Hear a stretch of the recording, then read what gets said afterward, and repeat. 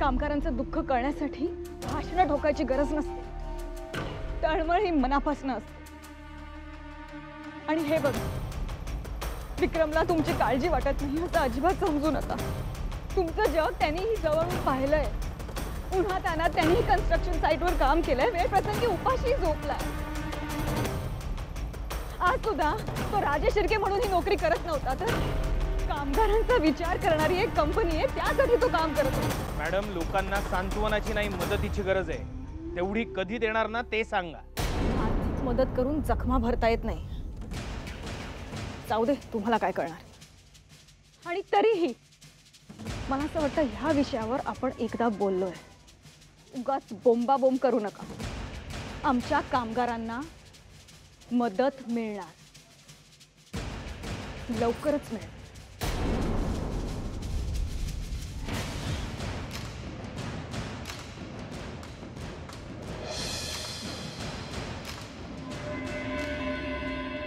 विक्रमादित्यांना सोडवण्यासाठी आम्ही सर्वतोपरी प्रयत्न करू।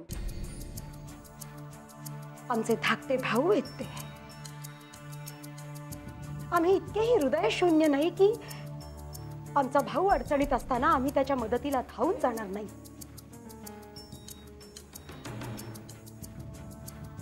वाह रणवीर राजे,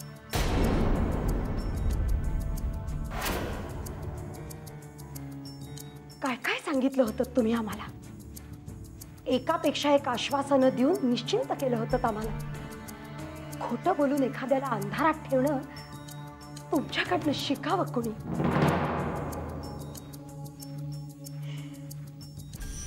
आमची चूक होते। प्रत्येक वेळी तुमच्या भूल थापानं फसतो आम्ही। तुम्ही चुकीचं समजता प्रियदर्शन। तेच तर आहे ना रणवीर राजे, सगळी चूक तर आमचीच आहे। म्हणून तर तुमच्याबद्दलही चुकीचा समज करून घेतला आम्ही आणि तुमच्या बोलण्यावरती सहज विश्वास टाकून बसलो। पण काय आहे ना, आम्ही जेव्हा जेव्हा तुमच्यावरती विश्वास ठेवला तेव्हा तेव्हा आमच्या विश्वासाला तडा जाईल असेच वागलात तुम्ही। आम्ही नाही तुमच्या मनात कुठली जागा निर्माण करू शकलो, पण एक वेडी आशा होती मनात। निदान स्वतःच्या सख्या धाकट्या भावासाठी तरी तुमच्या मनात थोडी तरी जागा असेल। पण आमची ही सुद्धा आशा खोटी ठरवलीत तुम्ही। तुम्ही स्वतःला आमच्या जागी ठेवून बघा, तुम्हाला आमचं म्हणणं पटेल। नाही पटवून घ्यायची इच्छा आमची, नाही समजावून घ्यायचं आम्हाला काही स्वतःला। कारण मुळातच जी गोष्ट चुकीची आहे ती समजावण्याचा त्रास तरी कशासाठी। का पुन्हा पुन्हा आम्हाला चूक ठरवताय? चूक केली त्या विक्रमादित्यांनी, एकदा नाही पुन्हा पुन्हा चुकले ते। ही वेळ स्वतःवर त्यांनी ओढवून घेतली आहे। साईमाना सुद्धा आम्ही हेच समजावून सांगत होतो, पण त्यांनी आम्हाला चूक ठरवलं आणि तुम्हीही तेच करताय। सगळा दोष आमच्या माथी मारताय। लहानांच्याच हातनं चुका होतात रणवीर राजे, पण त्यांच्या बाबतीत चुकण्याचा अधिकार मोठ्यांना नसतो। कारण मोठेपणा हा फक्त मिरवायचा नसतो, तो टिकवण्यासाठी कित्येक वेळेला अहंकाराचं ओझं उतरवून ठेवावं लागतं। आमच्या लेखी चूक ही चूकच असते, मग ती कोणाच्याही हातून का होईना। आम्ही त्यांना माफ करत नाही।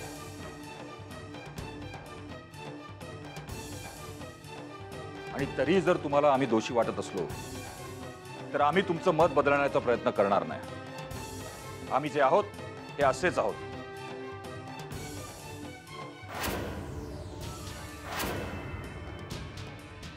आम्हाला तुमच्याबद्दल काय वाटतं हे महत्त्वाचं नाही, महत्त्वाचं आहे तुम्ही आत्मपरीक्षण करून बघणं की तुम्ही माणूस म्हणून कसे आहात।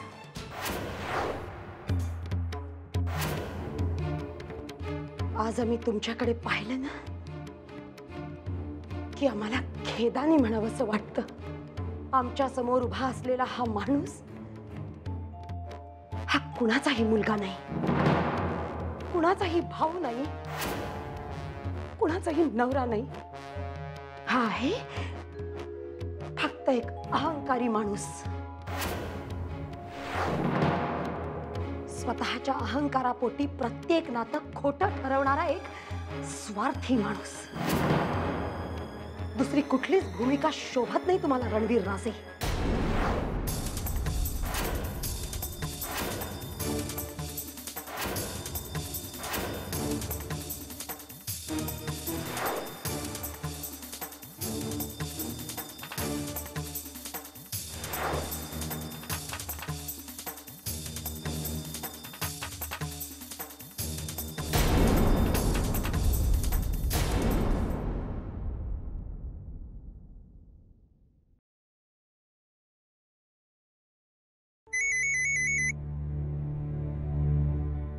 विक्रम, कशी आहेस देवानी? तिकडे सगळं कसं आहे जाणून घेण्यासाठी आम्ही तुला फोन केलाय. कामगार जरा शांत झालेत आता. त्यांचा रागही जरा आता कमी होतोय. बऱ्याच लवकर हे सगळं शांत झालं असं म्हणायचं. ऍक्च्युली विक्रम, त्यांना आपण नुकसान भरपाई देण्याचं कबूल केलंय. काय नुकसान भरपाई? एवढे पैसे कुठले आणणार आहेस तू देवानी? तुला अंदाज आहे किती नुकसान भरपाई द्यायला लागेल याची? हे बघ विक्रम, यातून बाहेर पडण्यासाठी आपल्याकडे दुसरा कोणताच मार्ग नव्हता. देवानी, देवानी, तू आमच्यापासून काहीतरी लपवतेस. काय प्रॉब्लेम झाला सांग. हे बघ, तू तिथे एकटी प्रॉब्लेम मध्ये असताना मी इथे नाही राहू शकत. विक्रम, अरे मी काय म्हणते ते ऐकून तर घे ना. देवानी, लोकांचा राग शांत झालाय असं आत्ता तू आम्हाला सांगितलंस. मग आम्हाला तू तिथे येण्यापासून का अडवतेस? हे बघ विक्रम, अरे राग शांत झालाय पण अजून ते सगळं विसरले नाहीये. तू इथे आलास ना तर अजून काहीतरी वाईट होऊन बसेल. प्लीज, मी रिक्वेस्ट करते, अजून थोडे दिवस थांब प्लीज. प्लीज विक्रम.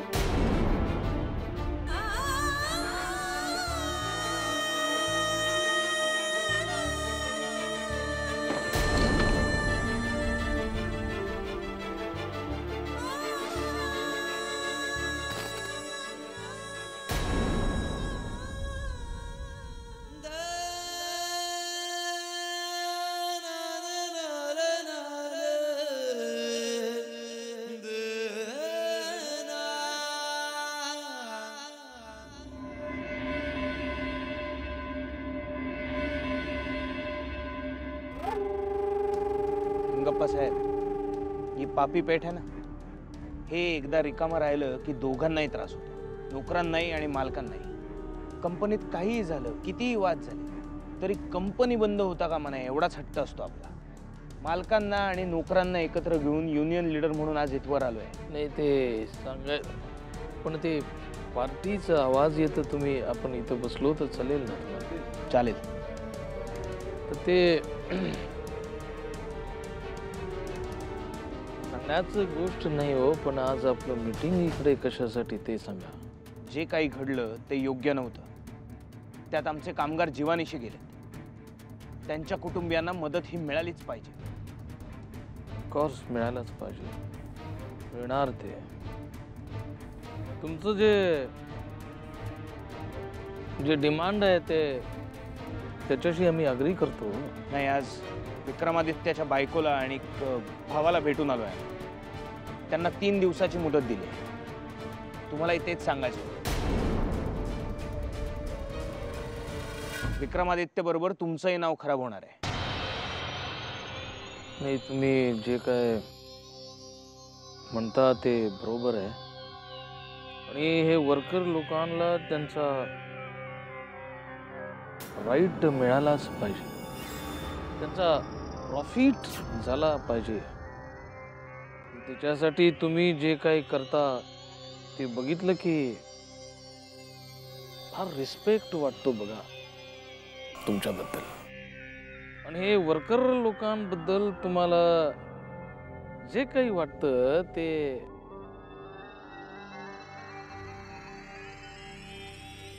तळमळ, ते तळमळ आम्हाला कळू शकतं. आमचं बाप पण वर्कर होता.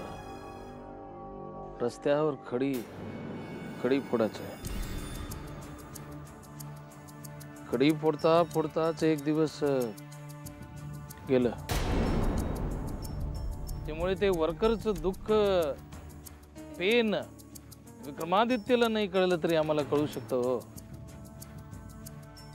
मला सांगायला लाज वाटते की जे विक्रमादित्यला आम्ही नोकरी दिलं, पार्टनरशिप दिलं, घर दिलं, लग्न करवलं, त्यांना क्वालिटीमध्ये कॉम्प्रोमाइज करून आमचं नाव खराब केलं. तुमच्या नावाचं राहू द्या.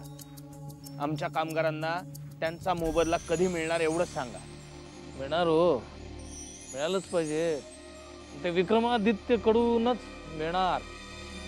एवढं अरबो खरबोचं प्रॉपर्टी आहे त्याचं, पण ते देण्याचं दान तर पाहिजे. मिळणार मिळणार. ते कसं मिळणार ते आम्ही बघू. बघा हिंगप्पा साहेब, या प्रकरणात तुम्ही पण लक्ष घाला, नाहीतर हे प्रकरण त्या विक्रमादित्य सारखं तुम्हालाही भोवणार आहे. चला रे.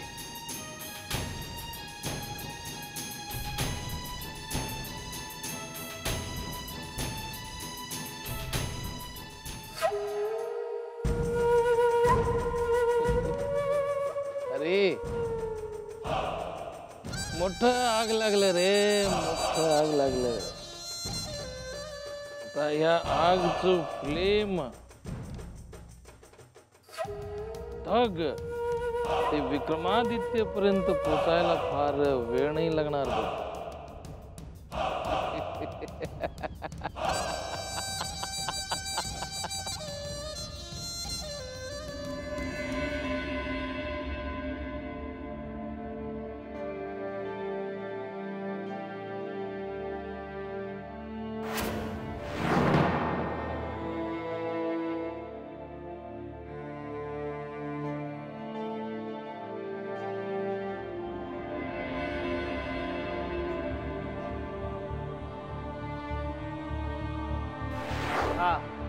हा संत्या कामावरून येताना खाऊ घेऊन येतो म्हणून बाप गेला, अजूनही वाट बघतोय.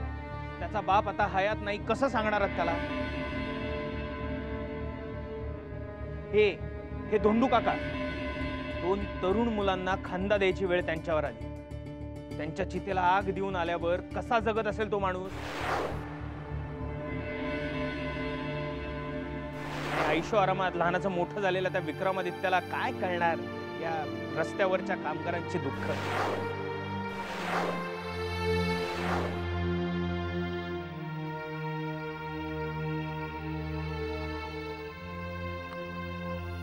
काय झालंय?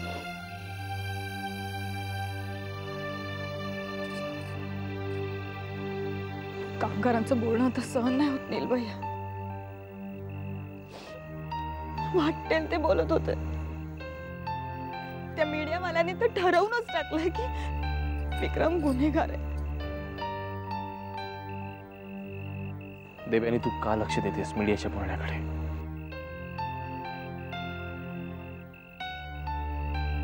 मीडियावाल्यांना सवय असते, बातमीसाठी ते कोणत्याही थराला जाऊ शकतात. दुर्लक्ष कर याकडे. यापेक्षा विक्रमला इथून सही सलामत कसं सोडवता येईल याचा विचार कर. कामगारांच्या वस्तीत जाऊन आल्यापासून काही सुचतच नाहीये. मुळात देवयानी जाण्याची गरज काय होती मला सांग? का घेतलीस तू एवढी मोठी रिस्क?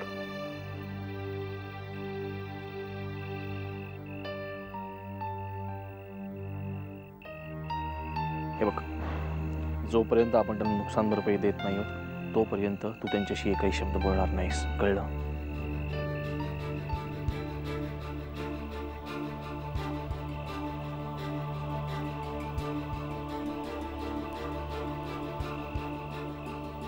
आणि बाय द वे, आम्ही आमचे शेअर्स विकण्याचा निर्णय घेतलाय. काय? नील भैया, शेअर्स विकणं इतकं सोपं नाहीये. घरासाठी विक्रमने शेअर्स गहाण ठेवले होते तेव्हा भैयासाहेबांनी केवढा विरोध केला होता. ज्या भैयासाहेबांनी विक्रमला संकटातून वाचवायला नकार दिला त्या भैयासाहेबांना आम्ही आमचे शेअर्स विकल्यानंतर काय वाटेल याचा विचार आम्ही नाही करत. शेअर्स आमच्या मालकीचे आहेत, ते आम्ही विकू नाहीतर गहाण ठेवू, आमची मर्जी. पण नील भैया, देवयानी प्लीज, भैयासाहेबांना काय वाटेल याचा विचार करण्यापेक्षा विक्रमला यातून कसं वाचवता येईल याचा विचार कर. आणि उद्या वकील येणार भेटायला, त्यांच्याशी काय बोलायचं, त्यांना काय विचारायचं याची तयारी कर. कारण या शेअर्सच्या किमतीपेक्षा आणि भैयासाहेबांच्या मतांपेक्षा ना विक्रमला यातून सोडवणं आम्हाला जास्त महत्त्वाचं वाटतं.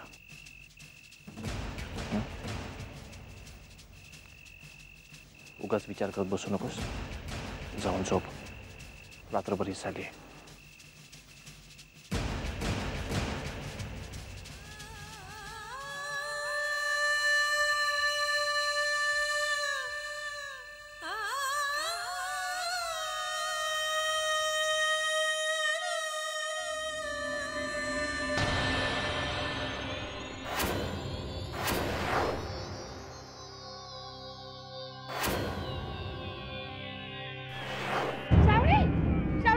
श्रावणी श्रावणी थांब.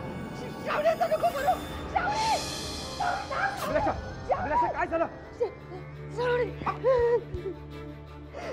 काय झालं अभिलाषा? मी एक भयानक स्वप्न पाहिलं. आपल्या श्रावणीने आत्महत्या केल्याचं पाहिलं मी. असं काही होणार नाहीये. तू बस बस खाली.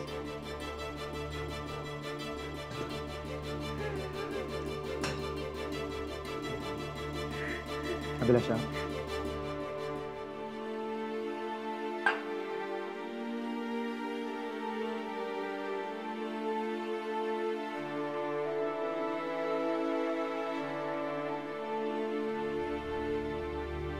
तसंही आपली श्रावणी आता जे काय वागते ना अभिलाषा, ते तू पाहिलेल्या स्वप्नापेक्षा काय वेगळं आहे.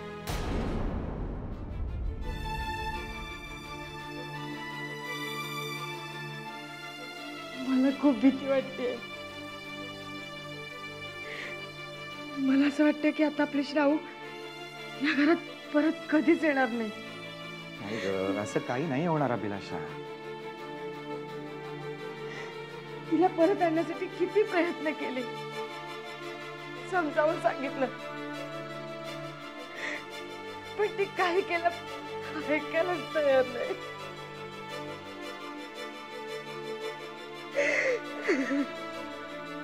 अभिलाषा, बघ, तू किती आशा सोडलेली असलीस ना तरी मी अजूनही आशा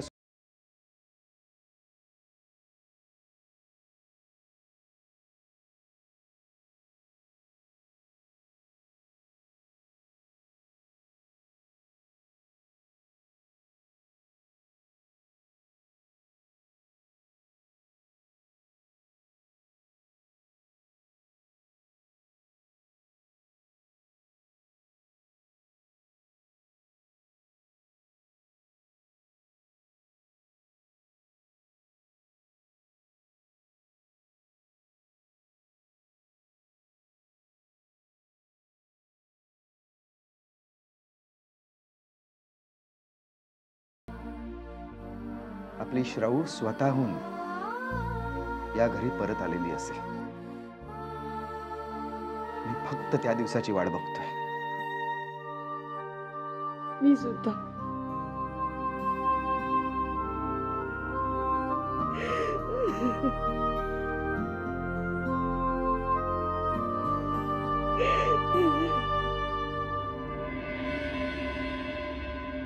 वकील साहेब, आज आम्ही तुम्हाला पैसे देण्याचा प्रॉमिस केला होता, त्याप्रमाणे ही तुमची आत्तापर्यंतची फी.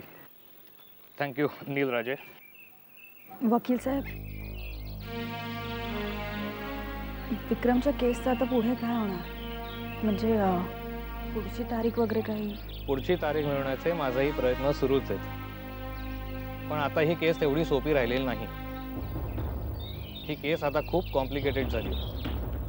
एवढ्या मोठ्या प्रमाणावरती जीवितहानी झाल्यामुळे मीडियाचा, लोकांचा खूप दबाव आलाय. त्यामुळे तुम्हाला उगाच खोटं आश्वासन देण्यापेक्षा मला जी शक्यता वाटते ती मी बोलून दाखवतो. बोला ना. विक्रमादित्य यातून निर्दोष सुटण्यापूर्वी त्यांना परत एकदा अटक व्हायची शक्यता नाकारता येत नाही.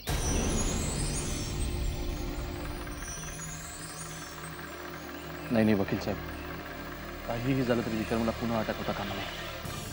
अटक टाळण्याचे माझेही प्रयत्न सुरूच आहेत, पण तुम्हाला ही आधी कल्पना देणं गरजेचं होतं. ओके, मी आता निघतो.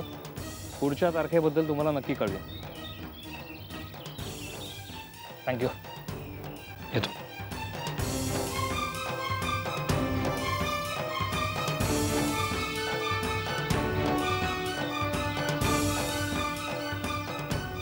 बेबेनी, तू काळजी करू नकोस, सगळं ठीक होईल. बरं, आम्हालाही निघायला हवं आता. तुम्ही कुठे चाललात? शेअर ट्रान्सफर करण्याची काही प्रोसिजर करायची. ती जेवढं लवकर होईल तेवढ्या लवकर अकाउंटला पैसे जमा होतील. आम्ही लवकरच परत येतो. काळजी घे.